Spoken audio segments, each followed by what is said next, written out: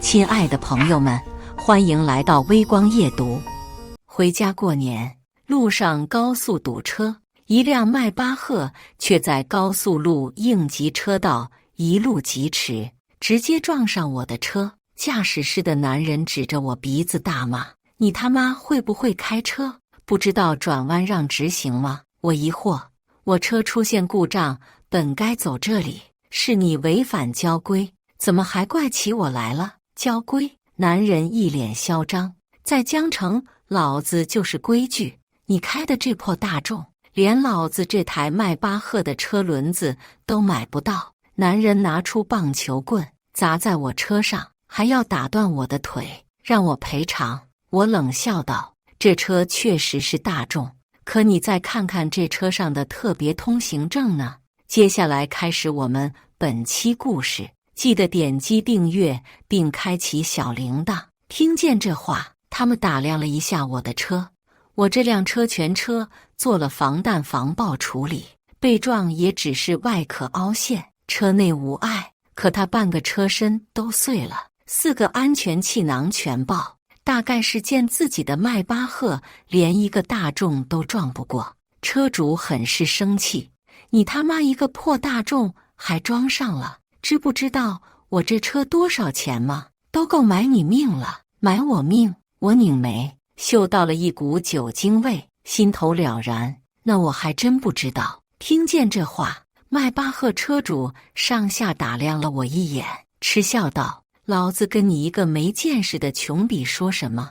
赶紧打电话找亲戚朋友借钱吧！明明是他违反交通道法，在应急车道上以200码的速度狂飙，看见我已经并入应急车道，也丝毫不减速，嚣张无比地撞了上来。现如今却倒打一耙，把罪过怪在我身上。”听见这话，我冷冷一笑：“我借钱赔偿，我看是应该你来赔偿吧。非紧急情况，不得占用应急车道，更何况你还开着这么高的速度。起码200码了吧？”看见我也没有减速，直接就撞了上来。等交警来处理，肯定是你的全责。听见这话，迈巴赫车主不怒反笑：“我的责任？你知道我刚从哪里过来吗？江城交通局局长的家里。你说交警来了，是帮我还是帮你呢？撞你怎么了？我的车连江城的市委大院都畅通无阻，这么多年，你是第一个敢拦在我面前的人。”他的唾沫星子四溅，我皱眉往后退了好几步，他却以为我是害怕了，直接张狂大笑。从副驾驶上下来的女人也整理好凌乱的衣服，一脸不屑地看着我：“老公，别搭理他这样的社会底层，就他这样的，别说交通局局长了，恐怕见到一个普通交警都要打怵。”我嗅着鼻尖那酸臭的酒精味，冷冷一笑：“既然如此，那我倒想看看，交警来了，是我害怕，还是有的人害怕？”说完，我点了一根烟，掏出手机，刚想拨打电话，却被迈巴赫车主一脸焦急地将手机夺了过去。老子这种大人物没时间跟你个小瘪三掰扯，你赶紧打电话让家里凑钱。我刚从部队转业回来，确实不知道江城有什么大人物，不过再大的人物，在这一省之地，应该都没我家老爷子大吧。我拧眉，一把将他推开，将手机抢了回来。我再给你重复一遍，要赔钱也是你赔给我，你是全责，听明白了吗？被我推开后，我看见迈巴赫车主的脸色蹭地涨红起来。草泥马，你知道我是谁吗？我可是建工集团的高老二，你居然敢推我！周围一同被撞的车主听见这话，立即的惊呼：“高老二！平常这高老二就仗着家里的关系，嚣张跋扈，目无王法。这倒霉小子怕得掉一层皮了。就是，听说上次有个小伙子不小心冲撞了他，第2天直接就被打得半死，直接扔在警察局门口。周围人的议论声被我收入耳中。我语气冷冽道：“你自己先抢我手机的，你要再这么胡搅蛮缠不赔钱，我就叫交警了。我赔你妈！”高老二压不住火，从车里提了根棒球棍冲了过来。我不躲反冲，一手似铁爪般抓在他手腕，另一只手抓在他的大臂，抓紧后齐齐一拧，便听当啷一声，棒球棒落地，高老二也被我反手压在地上。草泥马，给老子放开！你会打有什么用？出来混，靠的是背景，讲的是实力。信不信老子一个电话喊几百个人过来和你打？高老二不断挣扎着，语气和态度很是嚣张。听见这话，我将他放开了，并不是我怕了，而是因为要是和这高老二继续纠缠，会耽误我回家吃年夜饭。况且大过年的，我也懒得和他计较，算我倒霉。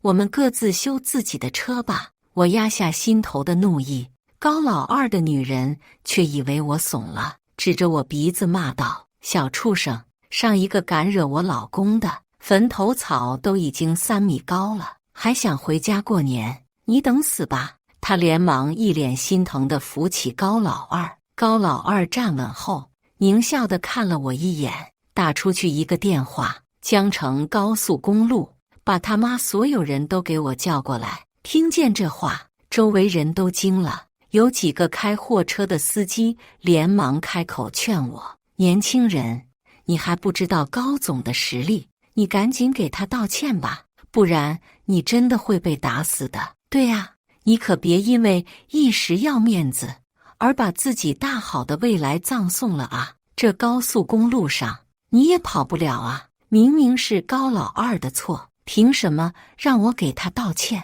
有钱有势就能无视王法，颠倒黑白，随意践踏别人的尊严吗？如果这样的话，我冷眼看向高老二，我倒想看看你怎么弄死我。高老二气得脸色一青二白，咬牙骂道：“草泥马，你这么喜欢装饰吧？给老子等着！”说完，他怒气冲冲地回了自己车上。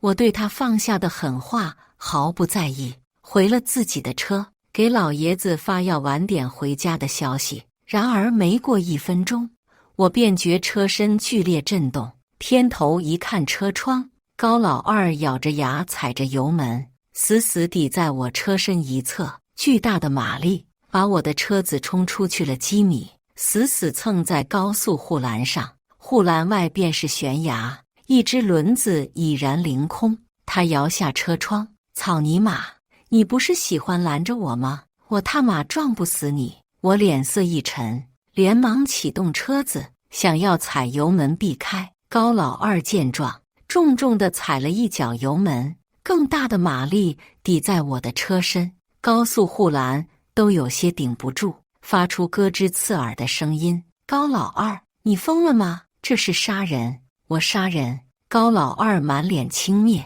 嘲讽道：“你可不能乱说话，小心我告你诽谤！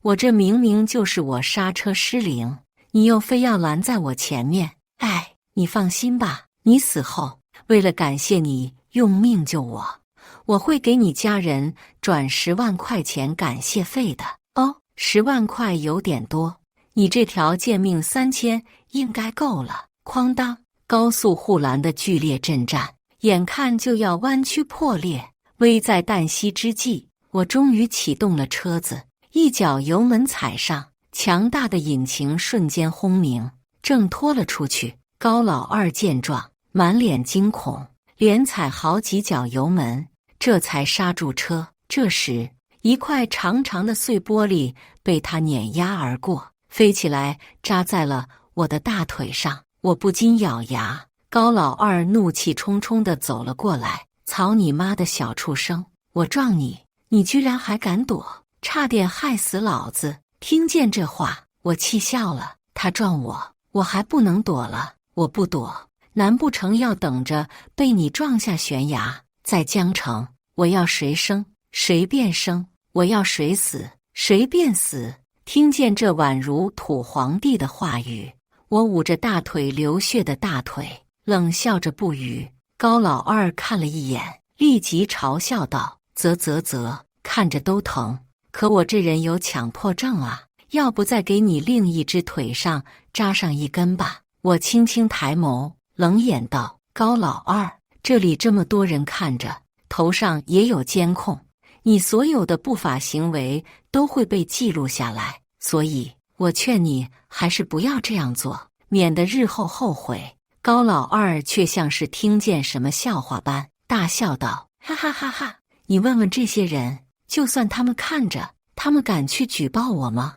我看向周围的那些人，他们立即眼神躲闪，更有甚者，直接把自己的手机摔碎，一脸讪笑。高老二很满意，又继续嗤笑道：“至于你说的监控，呵呵，这整条高速公路，包括半个江城，都是我建工集团修的。我想要让它亮，它就亮；我要它暗，它就必须暗。在江城，我高家足以只手遮天。”说着，他搂住自己的女人，一边讥讽看着我，一边掏出电话：“我是建工集团高老二，3秒钟，我要整个江城的监控，乃至于红绿灯熄灭。”啪，2秒钟不到，整条高速公路所有的监控全部失效。有人看着手机惊呼：“我的天！”我看着直播，刚刚整个江城的红绿灯也都熄灭了。高老二昂首挺胸，搂住自己的女人：“听见了吗，小畜生？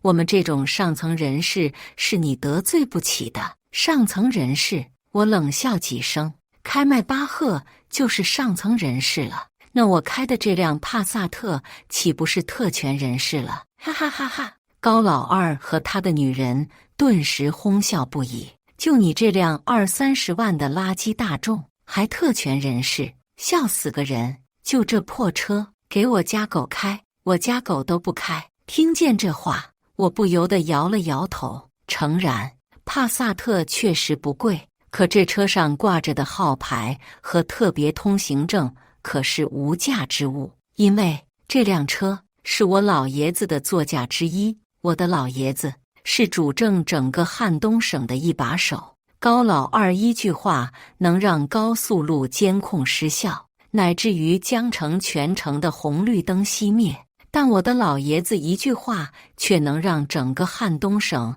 灯火通明。他们这次惹错人了。我冷着脸给老爷子的秘书打去电话，在知道有人如此无法无天，直接关掉整个高速路乃至于江城的红绿灯后，秘书直接说会联系武警来处理这件事。话音刚落，高老二却反手将我的手机抢走。操你妈！老子和你说话，你居然跟别人聊起天来了！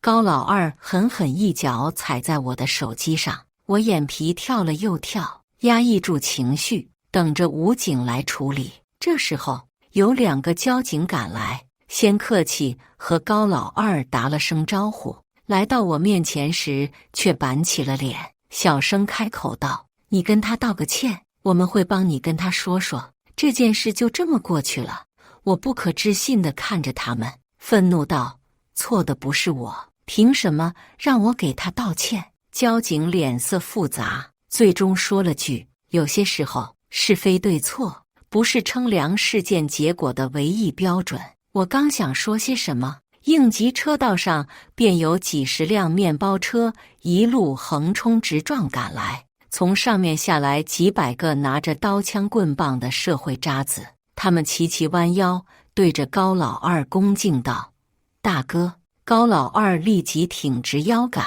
趾高气昂嘲讽道：“小畜生，我告诉你，在江城，我们高家就是法，给老子围住他！”他身后那几百个混混立即把我围住，气氛顿时紧张起来。我扫视了一眼四周，缓缓开口：“高老二，数百人围堵高速公路，这性质可就不一样了。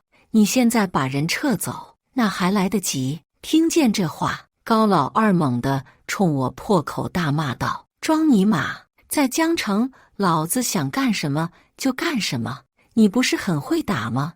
老子这几百个人陪你打，不仅是你，还有你的家人，都要被老子收拾。男的送到煤矿，女的卖进窑子，这都是因为你这个小畜生，给我打！他话音刚落，数百人眼中冒着凶光，提着武器逼了过来。就在这时，轰轰轰，天边几架武警专用直升飞机轰隆隆飞了过来，将整条高速公路照得灯火通明。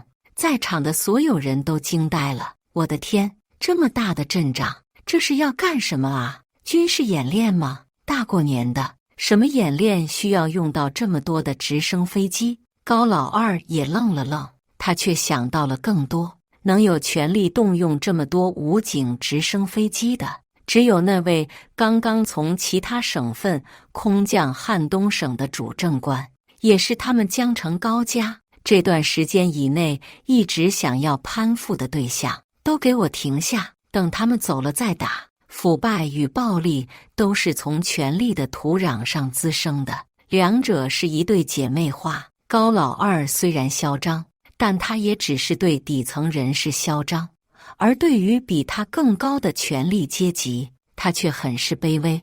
这是他乃至于整个高家的生存之道。听见这话，我淡淡一笑：别停啊，继续打啊！你不是说在这江城你要谁生谁便生，要谁死谁便死吗？来，冲着打！我指了指自己的脑袋，不屑地看向他们。草泥马，你等他们走了，你看老子打不打死你！高老二压低着嗓音，用棒球棒指着我。怎么，无法无天的高老二也有自己怕的东西啊？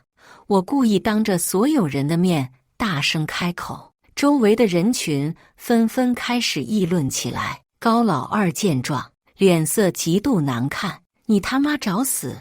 你以为有武警路过，老子就不敢动你了？他们在飞机上又看不见你，给我抓住他，先割了他舌头，再打断他的手脚。周围的那些小混混立即听令地走了过来，其中一人甚至提着一柄西瓜刀，率先向我腹部捅来。我把冰冷的空气一点点吸进肺叶，眼神一凝，一记凌厉的鞭腿踢出，将刀踢上半空，三步并作两步夺刀入手，在原地画了个半圆，起了个太极剑中招架，斜睨着众人。有人倒吸一口凉气，卧槽，练家子啊！练家子又怎样？难不成他能一个人打我们几百个不成？得罪了我们老大，他只有一个下场，死。人群中，一个身材魁梧的光头男站了出来，我眼皮一眯，手里的西瓜刀便如游龙般划过，一刀扎在他两股之间。顿时，骚臭味袭来，我冷笑一声，拍了拍自己衣服上的灰尘，扔刀并非投降，而是我家老爷子派的兵来了。轰隆隆，头顶上几架直升机悬停在半空，探照灯打开，底下的黑暗瞬间被驱散，一根根降落绳落下，无数荷枪实弹的武警官兵赫然从直升飞机上顺着绳子爬了下来。都干什么呢？给我蹲下！原地抱头，被黝黑的枪口指着，在场的几百个小混混全都扔掉武器，抱头蹲下，场面顿时被控制住。毕竟拿刀的永远比不过那枪杆子和笔杆子的。高老二一脸讪笑着跑了过来，对着武警队长讨好道：各位队长，这里面是不是有什么误会？可别耽误了各位队长们执行任务。误会？武警王队长不屑地看了他一眼，这么多人拿着刀子，你跟我说是误会？真的是误会，我们这是在彩排短剧呢。高老二眼珠子转了转，看见了一个熟悉的人，眼里闪过一丝惊喜。杨副队，我是江城高家的高老二。上次住嘴！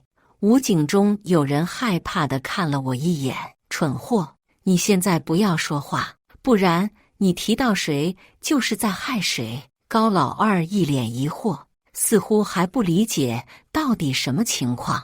武警队长盯了一眼高老二口中的杨副队，脸上带着笑来到我的面前。祁县同志您好，按照上级指示，我们特来接您回家过年，顺便扫黑除恶，请祁县同志指示。听见这话，全场一片哗然。高老二满脸不可置信地看着我，脸上满是惊恐与慌乱，似没想到就连王队长都要请示我。他似乎有些破防，质问道：怎么可能？他不就是一个开大众的穷小子吗？在场无人回应。我淡淡地扫了一眼高老二，冷笑道：先把这被人熄了的监控和灯给我亮起来。听见这话，王队长询问清楚周围的围观群众发生了什么后，眼神剧烈颤抖，当真是好胆。王队长面容愤怒地看了一眼高老二，掏出了个电话打了出去，马上给我把江城的所有监控和红绿灯给点亮。听好了，是所有。啪！高老二用了2秒钟熄灭的监控，如今不到半秒钟就点亮了。我淡淡一笑，捡起地上沾染了腥臊的西瓜刀，架在高老二的脖子上。你不是说在江城你要谁生谁便生，要谁死谁便死吗？来，现在给你机会，让你杀了我。高老二见状，满是慌乱地跪在地上，哭嚎道：哥，我错了，我刚刚就是装逼瞎喊的，我不知道您老人家这样牛逼啊，一句话能叫来这么多武警同志。刚刚王队长叫你祁县，等等。祁。高老二似乎想到了什么，睁大了眼，眼里满是惊恐。祁少，我错了，我真的错了，您放我一马吧。我看了一眼王队长，笑问道：王队长，你说他错了吗？王队长板着脸，不苟言笑道：对与错，应该交于法律来判断。我点了点头，呵呵一笑，用西瓜刀拍在他的脸颊上。听见了吗？我们这里可没人有资格说你错了，是非对错我不想和你解释，你就等着法律的审判吧。高老二顿时哭了出来。祁少，对与错不就是您一句话的事情吗？我就是一个纨绔子弟，您看在我哥高小强的份上，饶了我吧。对，我哥和原来的赵老爷子很熟，您看在赵老爷子的份上，放过我吧。说曹操便倒，一个梳着大背头的中年人乘坐直升机赶了过来。老二，你能不能改改你那个嚣张跋扈的性子？上面的领导都不知道说了你多少次了。我明白，高小强这是在借着骂自己弟弟，敲打我们，他们上面也是有人的。高小强一把将高老二护在身后，打量了我和王队长一样，见我的身位在王队长之前，立即笑呵呵握手道：这位少爷你好，我是江城建工集团的高小强。我冷冷一笑，没有伸手，而是来到车里给我家老爷子打去电话，一来报个平安，二来我对江城的事情还不熟悉，要问问他准备怎么处理。高小强见我对他不管不顾，眼底闪过一丝惊怒，但看向王队长的一刹，又很好的收敛了起来。王队长，我家二弟这是得罪了哪尊大佛啊？麻烦您指个路，事后我们高家一定好好感谢您。高小强想着，这次的冲突不失为一个好机会，他们高家一直都想攀上新来的那位主政官的高枝，可是却苦于没有门路。王队长可是那位的亲信。王队长冷笑不语，转头去到一旁开始疏散群众，顺便替交警梳理一下交通。高小强深吸一口气，饶是养气多年，连番被人无视，他也有些动怒了，沉着脸看向自家老二，质问道：你到底惹到了谁？高老二苦着脸：哥，我之前真不知道他是谁，但是我刚刚听王队长叫他祁县，我要是没记错的话，那位老人家也姓齐，听见这话，高小强直接睁大了眼。什么？你他妈得罪谁不好，居然的得罪他？高老二的女人也惊呼出声。高小强皱了皱眉，连忙让人把他带走。高小强心头一沉，拉着高老二来到我的车前，一下子把他按在那里跪着，甚至拿起一根棍子狠狠打了几下，打得他弟弟倒在地上呜咽哭嚎，态度无比低下道：“齐少，我弟弟实在是眼拙，没有认出您来，你消消气。今天所有的损失全部交给我们建工集团去处理，再给您买一辆比这更好的车，一辆不够，那就10辆、100辆，只要您能满意。正所谓不打不相识嘛。我们建工集团这么多年为江城的建设与发展尽心尽力，如今您家老爷子刚刚主政汉东，我心头暗自冷笑，先赔钱赔礼，然后再展示自己的价值。怪不得这建工集团能在江城叱咤风云，原来背后是有这么一个枭雄在呢。若是其他人，可能还真的化干戈为大洋了。可惜他们这次真的惹错人了。这次我家老爷子来到汉东省，那可是提了尚方宝剑来杀人的。呵呵，好啊，那你现在就赔钱啊！今天晚上整个江城的损失全都由你们建工集团来买单，可以吗？听见这话，高小强还没说什么，高老二却急了。整个江城的损失，齐县你把我们建工集团当发财树薅呢？是，我是得罪了你，但是要杀要剐你冲我来，我贱命一条，大不了赔给你。高小强顿时皱眉，一脚踢在他的肚子上，给我闭嘴！看来我平时真是太惯着你了，居然让你在齐少面前放肆。高小强咬了咬牙，齐少，等过完了年，我就把这个得罪了你的畜生送到监狱。但是您说的这个条件，我们建工集团真的不能答应。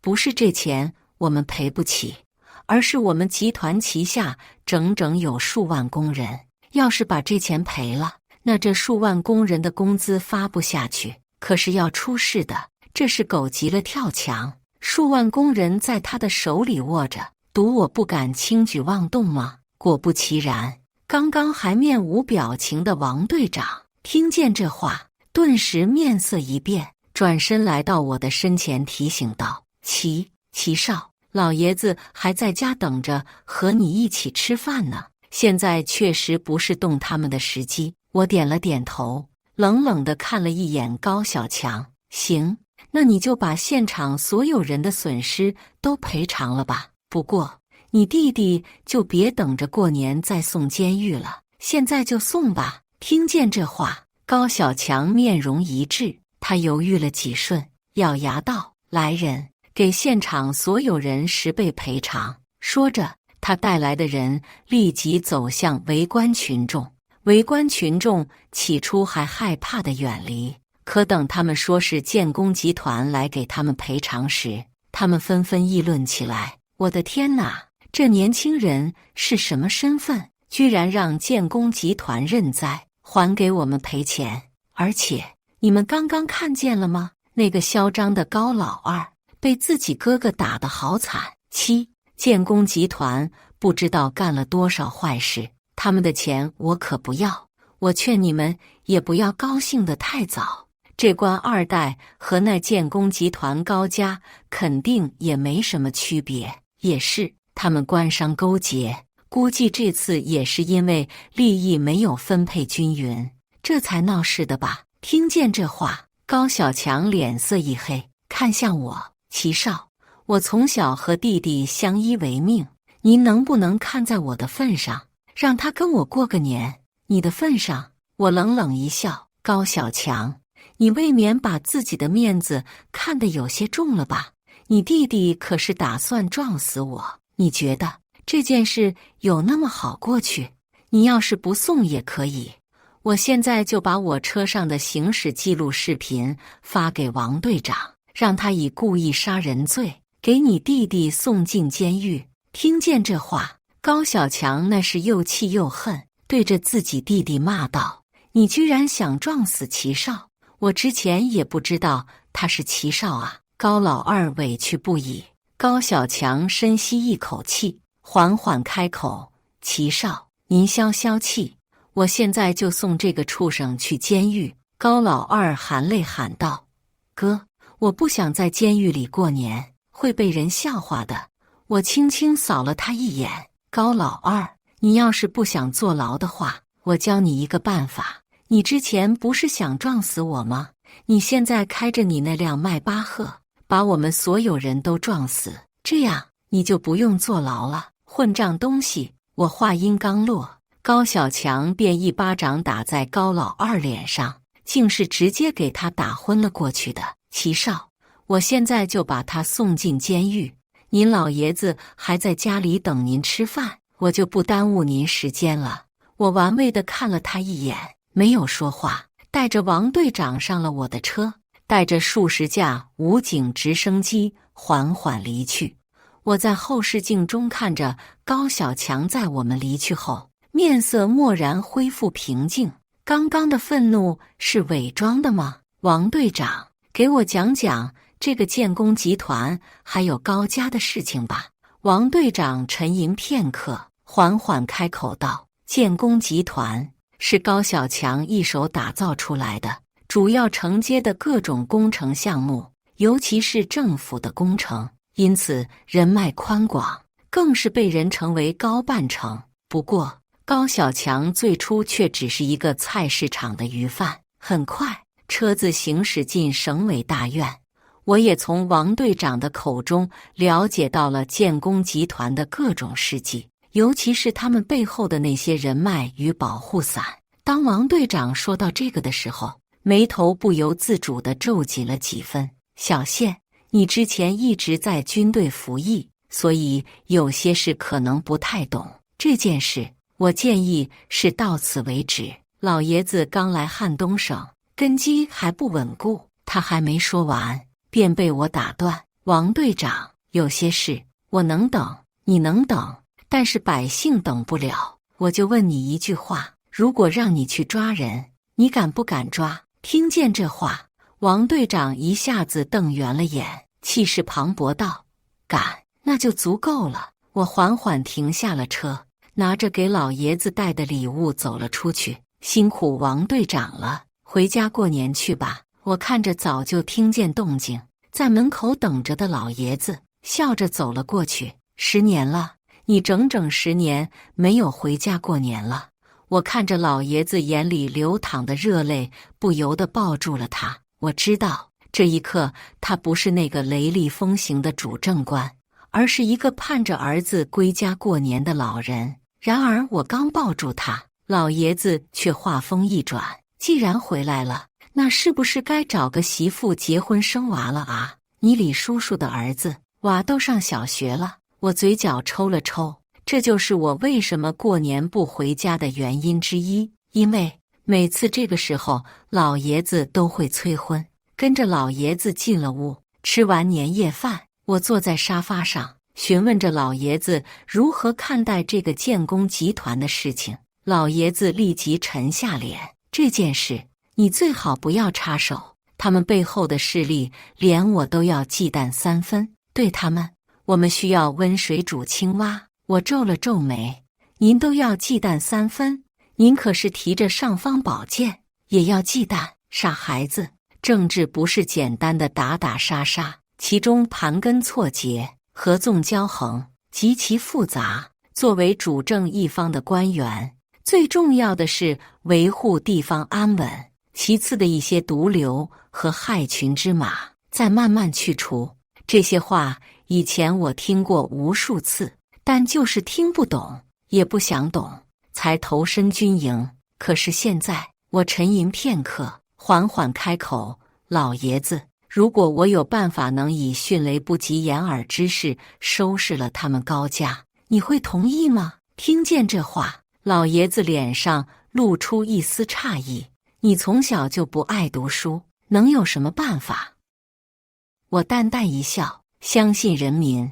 在我的讲述中，老爷子表情越来越惊喜。就在我说完的那一刹，他猛地一拍自己的大腿，就这么干，不愧是我儿子，真聪明。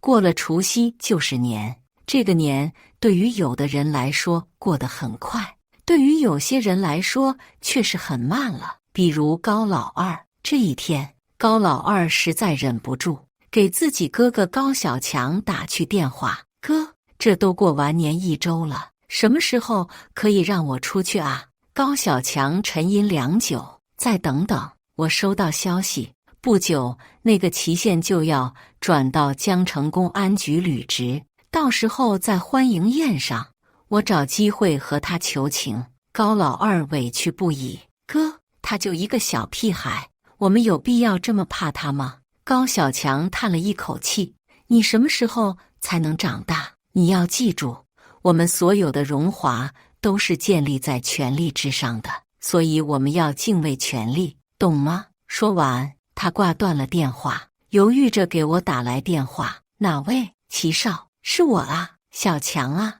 呵呵，听说您马上就要来江城上任了，我想着给您接风洗尘一下啊。对了，我弟弟他也知道错了，每天都在监狱里悔过，您要是愿意的话，我让他出来给您赔礼道歉。”说完，他有些忐忑地等着我回话。听见这话，我勾了勾唇，鱼儿上钩了。哦，是你们啊，你弟弟还在监狱呢。你也是的，当初我们就是一点小事故，你怎么把你弟弟关这么久呢？以后咱们在江城抬头不见低头见的，我对你们建工集团也很有兴趣，是该吃个饭。听见这话，高小强明显有些惊喜，慌忙约定了时间，随后就叫人放了自己弟弟。紧接着，建工集团大肆宣扬这个消息。3日后，我到江城的履职，他们隆重地接待了我，我却当着所有人的面把高小强骂了一通，然后又让人把老二关进了监狱。当天晚上，高小强来找到我，质问我为什么要这样。我冷冷一笑，让他把建工集团30%的股份转给我当作赔礼，不然我就一直这么玩他们。高小强气得身子发抖，可我却没有松口。又过了几天，高小强低着头来找我，说同意我的要求。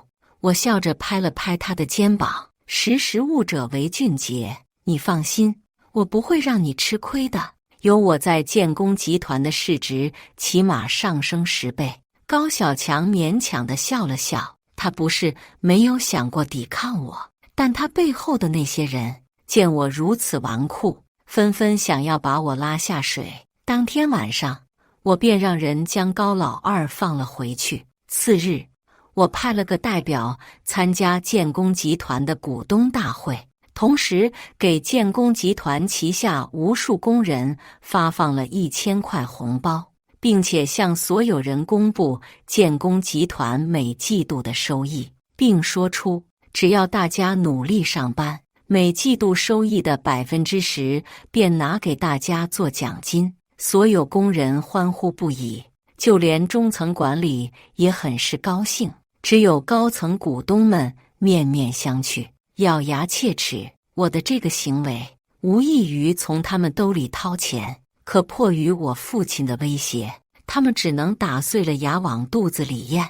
时间一天一天过去，我不断提高建工集团所有工人待遇，他们所有人对我这个幕后大老板都很喜爱，可股东们却恨得我牙痒痒。我的行为让他们少赚了许多钱，很快他们实在受不了，联合在一起，想要把我踢出董事局，只给我分红。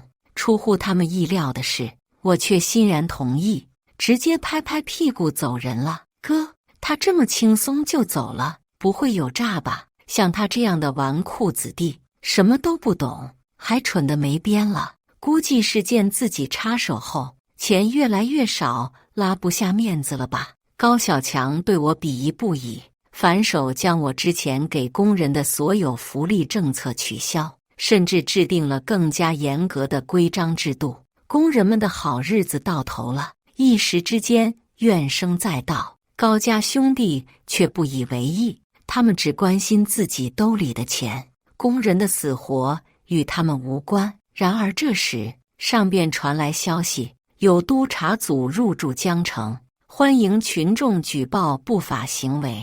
立即有人去举报高家兄弟，却没想到连门都出不去，就被抓走。高家兄弟上下打点，花了不少钱才摆平了一切。一时之间，所有声音顿时消失，海内升平。很快，督察组离去，高家兄弟松了一口气，准备榨一榨公司那些工人油，弥补一下自己的损失。我却上门了，督察组离开了，我干的，你们的屁股我都给你们擦干净了。作为报答，你们是不是要给我点报酬啊？听见这话，高家兄弟都很不服气。高老二不屑道：“你说是你擦干净的，就是你擦干净的。往年又不是没有督察组来过，我们还不是都摆平了？”高小强语气也有些不客气：“30%的分红给你了，你还不满意？这胃口未免也太大了吧？”我眯了眯眼，看来是我之前太给你们脸，让你们忘记自己的身份了。说完，我转身离去。立马便有警察上前将高老二抓走。没过1个小时，高家老二被抓走的消息便散到了全城。督察组刚走，高老二便被抓了。这个信号让某些被压迫的百姓察觉到了机会，可是由于长期被压迫，他们还在等，还没有出现墙倒众人推的现象。这时候，我一而再再而三地抓走高老二的行为，让高小强恼怒不已。这一次，他不打算向我妥协，而是要让我看看他的实力。可他如今手上却没有钱去走动关系，只能先把公司里面那些职工的工资拖着不发，筹集到足够的钱后，找到自己的大靠山，然后打算向我开战。可这时，意外出现了。他的车子还没启动，便被无数建工集团的工人围住。因为我让人给这些工人朋友们发不了一张致歉信，致歉信里详细写道：不是我不想继续给工人朋友们提供良好的待遇，而是高层里面有坏人啊。于是，积压了许久的情绪被点燃，他们疯狂地围堵着高小强，让他给一个公道。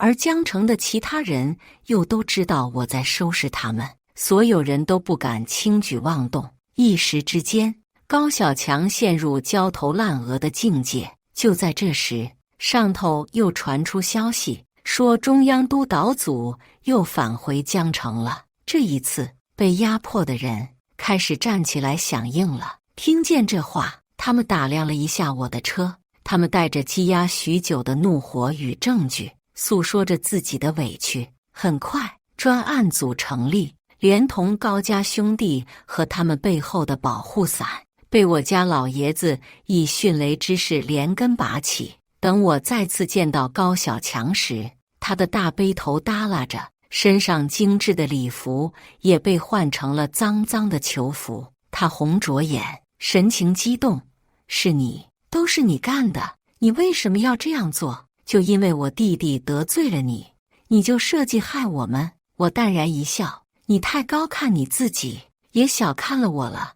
我的目标从来就不是你，而是你背后的那些人。这是你死我活的腐败斗争。”感谢大家的观看，本期故事精彩吗？欢迎大家在下方评论区吐槽。如果你喜欢这类故事，记得点击订阅微光夜读，并分享给更多的人，这会对我帮助很大。再次感谢大家的观看。